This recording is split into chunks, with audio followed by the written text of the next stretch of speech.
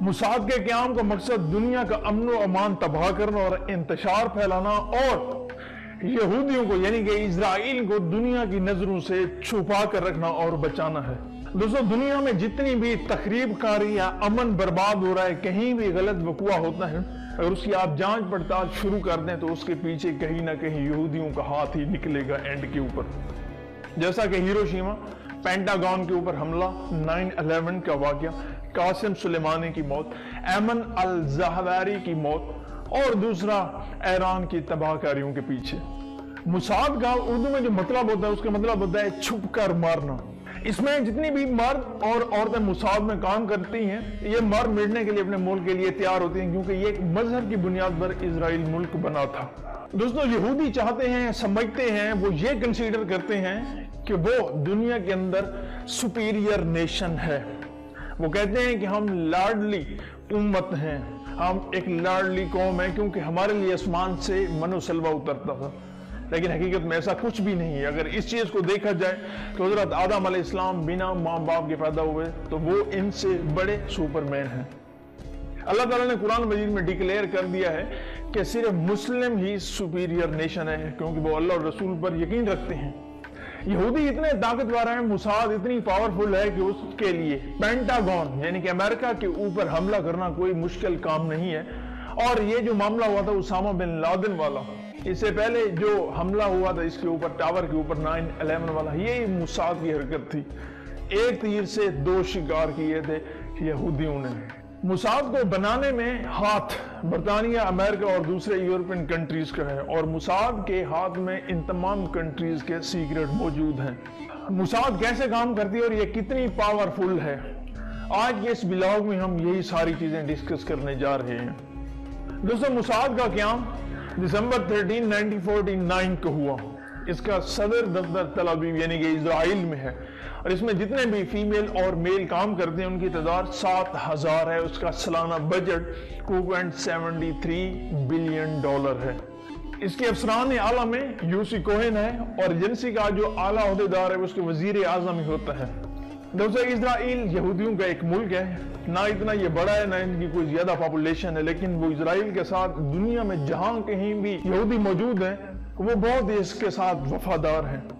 اسرائیل کے دفاع، انٹیلیجنس اور جوابی حملوں کے لیے قائم کیے گئے اداروں کی تعداد یوں تو بہت ساری ہے، مگر بنیادی طور پر یہ 3 ادارے ہیں جو اسرائیل کے قیام اور اس کی بہتری، اس کی فلاح اور اس کو مینٹین، اس کو مینیج کرنے کے لیے کام کرتے ہیں۔ موساد، امان یا امن اور شین بات، دوستو اسرائیل کے دفاع کے لیے قائم ہوئے ہیں یہ دنیا بھر کی انٹیلیجنس اداروں یعنی کہ امریکی ادارے FIA اور CIA، برطانوی ادارے M16 اور M15 اور سابقہ روسی ادارے KGB اور اس کی جگہ لینے والے موجودہ روسی ادارے FSB اور فرانس کے انٹیلیجنس اداروں اور جرمنی کے سابقہ اور موجودہ انٹیلیجنس اداروں کا اگر تاریخ کے حوالے سے جائزہ لیا جائے تو انٹیلیجنس اداروں کے حوالے سے یہ بات سامنے آئی ہے کہ ان اداروں کے مقابلے میں اسرائیل کے انٹیلیجنس اداروں کا صدیوں پرانا تاریخی پس منظر ہے، جس کو جاننے کے لیے ضروری ہے کہ اسرائیل کی اساس اور بنیاد یہودیت کا ایک مختصر جائزہ لیا جائے۔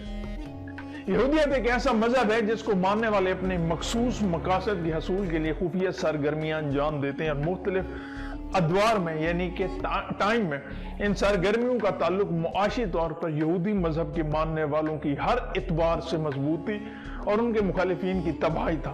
موساد کا مقصد ہی یہی ہے کہ یہودیوں کو بچانا اور ان کو دوسرے جتنے بھی مذاہب ہیں ان لوگوں کو مارنا۔ ان خفیہ سرگرمیوں کو باقاعدگی کے ساتھ انجام دیا گیا۔ اس اعتبار سے یورپ کی تاریخ اس امر کی گواہ ہے، اس لیے یورپ کے بعض ممالک سے جب یہودیوں کو نکالا گیا تو ان پر بالعموم یہ الزام عائد کیا گیا کہ یہودیوں کی اکثریت اس حکومت کے خلاف ایسی سرگرمیوں میں ملوث تھی جن کی وجہ سے ان حکومتوں کی بنیادیں کمزور ہو گئیں۔ مگر جب اسرائیل کے قیام کے لیے باقاعدہ کوششوں کا آغاز کیا گیا اس وقت دنیا کے سامنے صہیونیت کے نام سے ایک ایسی تاریخ کو قائم کیا گیا جس کا بنیادی مقصد اور ٹارگٹ اسرائیل کا قیام تھا۔ تو اس مقصد کی خاطر ایسے کئی ادارے بنائے گئے جن کا بنیادی مقصد اسرائیل کے قیام کے لیے سازگار ماحول کو قائم کرنا تھا اور اس کے دشمنوں کا خاتمہ تھا۔ اس کے ساتھ ساتھ ایسے ماحول کو پیدا کرنا تھا جس کے ذریعے اسرائیل کا قیام आसान से आसान हो जाए।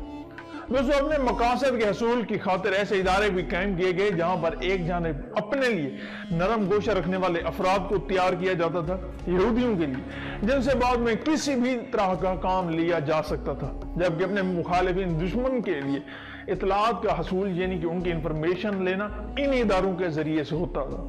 ऐसे ही एक मिसाल इस तरह की मिलती है कि एक यहूदी लड़की जिसका नाम हज़ियत हैरज़ था, जिसने जर्मनी के दारुल खिलाफा बर्लिन में एक खूबसूरत महल में एक क्लब कायम किया। इस क्लब में उस वक्त के एतबार से हर तरह की ऐशो इशरत का सामान मुहैया किया जाता था, जिसकी वजह से जर्मन नौजवानों की अक्सरियत बड़ी तादाद इस क्लब की मेंबर बन गई। हैसियत की कायम करदा इस क्लब में ऐसी सकाफत इंजमन भी एक तहरीक भी कायम की गई जो यूरोप में इल्म, फन, फलसफा और अदब की सबसे बड़ी मजलिस थी। इस मजलिस में आमतौर पर मसीहत और दीगर मज़ाहिब के इन तमाम तसव्वुरात के खिलाफ बहस मुबहस किए जाते थे कि उनमें ये गलतियां हैं, ये मसाइल हैं, ये मसला था, यहाँ पे ये हो रहा है, इसकी वजह से ये खबासतें फैल रही हैं वगैरह वगैरह। दोस्तों, इसकी वजह से मसीहत और दीगर मज़ाहिब की जो बुनियाद थे उसके साथ लादीनियत और कम्युनिज्म की तबलीग की जाती थी। हैसियत के इस कायम करदा क्लब में हर तरह की तफरीह और अयाशी के असबाब यानी कि सामान भी फराहम किए जाते थे, जिनको हासिल करने के लिए कोई भी हर तरह की कुर्बानी दे सकता था। यही वजह है कि इस क्लब के अरकान की फहरिस्त में वो तमाम अफराद शामिल हैं जिन्होंने बाद में यूरोप के अंदर फिक्री और खूनी इनकलाब बर्पा किए। दोस्तों, इनकलाब फ्रांस के मशहूर खतीब मिराबो ने इनकलाब फ्रांस से पहले इस क्लब की रुकनियत हासिल की। यहाँ पर उसकी तरबियत इन बड़े रहनुमाओं ने की जो बाद में सहूनियत के यानी कि यहूदियों के रहनुमा शुमार किए गए। मिराबो की फ्रांस वापसी से पहले ही उसके बारे में फ्रांस में इस तरह तरह का प्रोपेगेंडा किया गया कि वो फ्रांस वापसी के फौरन बाद फ्रांस का सबसे बड़ा खतीब बन गया।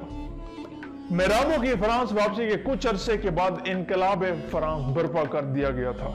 इसके मुतालिक दिलचस्प पहलू ये है कि इस क्लब के तमाम अखराजात एक जर्मन यहूदी सरमायादार लेसून बर्दाश्त करता था। दोस्तों, 1897 के बाद जब यूरोप के वस्त में बासल शहर में यहूदियों की पहली आलमी कॉन्फ्रेंस मुनक्किद हुई तो कॉन्फ्रेंस में यहूदी मुफक्किर हर्जल ने एक नई यहूदी रियासत के क़याम की तजवीज़ पेश की और उसके साथ ही आलमी यहूदी जमात यहूदियों को कायम किया गया, जिसका बुनियादी मकसद यहूदी रियासत इजराइल का क़याम था। उस मकसद की खातिर यहूदी दानिशवरों, मुफक्किरीन, मुअर्रिखीन, पनाह गज़ीन, हर तरह के सियासी रहनुमाओं और हर तबके के अफराद जिनमें तुलबा, दानिशवर और सरमायादार भी शामिल थे, उस यहूदी रियासत के क़याम के लिए बासल में जमा हो गए, जिसको आलमी सहूनियत की पहली कांग्रेस कहा गया। दोस्तों, पहली जंग अजीम से पहले यहूदी दानिशवरों और कायदीन ने लीडरों ने फलस्तीन में यहूदी रियासत के क़याम के लिए बाकायदा कई तरह की तहरीकें कायम की, जिनके नाम से बज़ाहिर किसी भी तरह की कोई वाबस्तगी ज़ाहिर नहीं होती थी, मगर हकीकत में उनका बुनियादी हदफ, उनका टारगेट इजराइल का क़याम था और तामीर की खातिर काम करने वाले इदारों में काम करना और इनकी मदद करना मजहबी फरीजा है। इसीलिए मोसाद और इजराइल के दीगर इंटेलिजेंस इदारे वो चंद इदारे हैं जहां पर कारकुन मजहबी फरीजा तस्वुर करते हुए काम करते हैं। इसी वजह से इजराइली इंटेलिजेंस इदारों को वो इमदाद दुनिया के हर ममालिक और हर इलाके में हासिल हो जाती है जो किसी दूसरे ममालिक के इंटेलिजेंस इदारे को अब तक हासिल नहीं हो सकी। ये वही वजह है कि इजरायली इंटेलिजेंस इदारों को दुनिया की कामयाब तरीन इदारे तस्वुर किया जाता है। इस मकसद के लिए इजराइल के क़याम के बाद से बाज़ाब्ता तौर पर मोसाद ने भरपूर किरदार अदा किया, जबकि इजराइल के क़याम से कबल 1929 में स्विट्जरलैंड के मशहूर ज़ेवरिच में मुनक्किद होने वाले सुन्नी कांग्रेस के इजलास में जो इजराइल के क़याम के लिए मुनक्किद की गई थी, एक ऐसे इंटेलिजेंस के क़याम का बाज़ाब्ता तौर पर अमल में लाया गया जो दुनिया भर में सहूनियत मफादात की हिफाजत करती, और इदारे का नाम जेविश एजेंसी रखा गया था। जेविश एजेंसी का काम ऐसी तमाम इतलात का हसूल था जो सहूनियत के तहफ़्फ़ुज़ और दिफा के लिए ज़रूरी थी। यह बात वाज़ेह है कि इस कांग्रेस में एक दूसरे इदारे को जिसका नाम था हिगोना, उसको भी कायम किया गया जो फ़लस्तीन के अंदर इजराइल के क़याम के लिए बाज़ाब्ता तौर पर इक़दाम करता और मुसल्लह जद्दोजहद करता।